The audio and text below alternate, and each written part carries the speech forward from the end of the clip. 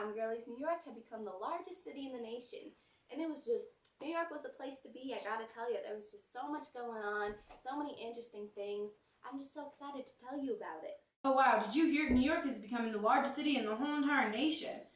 That's incredible. Can you just look at all these statistics? Like, New York is really flourishing. I know, look at all these canals are being built and the merchants on both sides of the Atlantic are making more goods be transported. We're just doing a fantastic job. I think it's safe to say New York is becoming the very most successful commercial center of the Western world.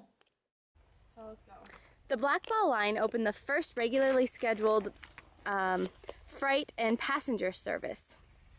Hi, I'm Liverpool and I want to trade my manufactured pasta with New York. Oh man, this Blackball Line is so handy. Nice doing business with you. Now merchants on both sides of the Atlantic could count on goods to be transported between Liverpool and New York no matter what. This was huge progress, very important, and brought much new business to New York ports. All right, for this batch of corn, do I hear 25, 30, 35? Do I hear 40? Do I hear 40? Okay, big sold to Hannah for 40. Yes. My batch of corn sold for $75. No, but we got it sold for 40, man. $40 for my batch of corn. I'm sorry, but that is ridiculous. That is way too low. I'm sorry, ma'am. I want to back out of this. I don't agree. That's the new law. You can't back out anymore. It's already been sold. What's this new law?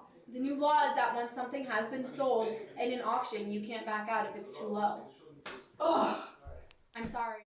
So does that mean that they were flourishing and making a lot of new stuff? Oh yeah, I gotta tell you that the Erie Canal, remember I was talking about that a little earlier? The Erie Canal cemented New York's position as the national metropolis. Does that mean that New York was the only one doing so well? You know, that's a good question, my dear, because the success of the Erie Canal actually inspired many others to build their own canals and to try to increase trade and profit between other states and other areas in that nation. And what's your connection to the Erie Canal? Well, I gotta tell you, my daddy, my very own daddy, worked on actually quite a couple different canals.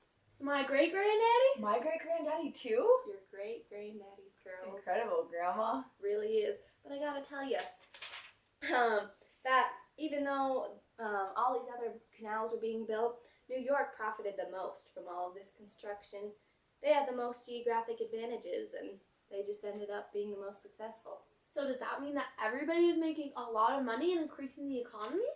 Well, I guess you could look at it that way, but a lot of canals are said to have been financial failures because none could really live up to the standard that the Erie Canal had set.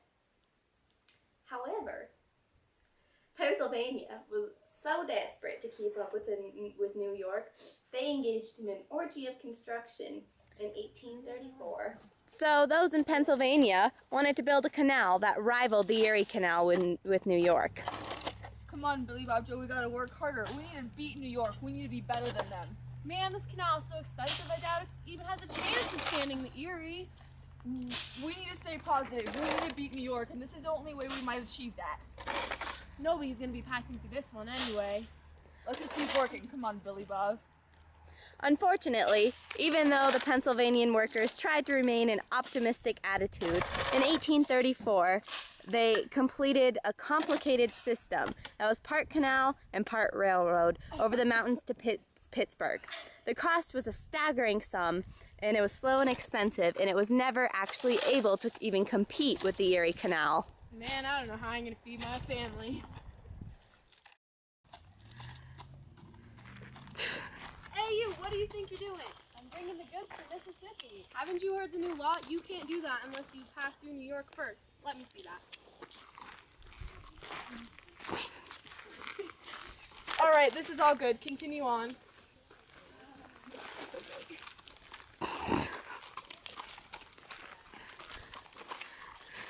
Thank you for the goods. Yeah, pasta are goods. Thank you. We are Ohio farmers, and we demand that canals be built between the Ohio River and Great Lakes so that we can ship goods out east and be a fair part of the commerce trade. Really starting to see the value of cheap transportation. In conclusion, after all the things we demonstrated, the changing patterns of work influenced the geography of cities by the way in which canals were placed, creating a necessity for cities to be built around them in order to trade and have a successful economy. Oh, let me put on my reading glasses. So, all the canals were well conceived, but western states began to overextend themselves, meaning that all the canals, they had good ideas, and it was a good plan to have a canal, but it just wasn't feasible to have that many and to try to do that much. Does that mean that there wasn't enough traffic to make for all the canals? Unfortunately, it does. You know, the canals were great, but they were just too expensive, and not enough people were using them, so they couldn't afford them. And by 1844, there were $60 million in state improvement bonds were in default. $60 million? I could buy a lot of Barbies with that. Yeah, I know, sweet sugar That's plums. a lot of money, Grandma. It definitely is. More than you could ever fit in your piggy bank.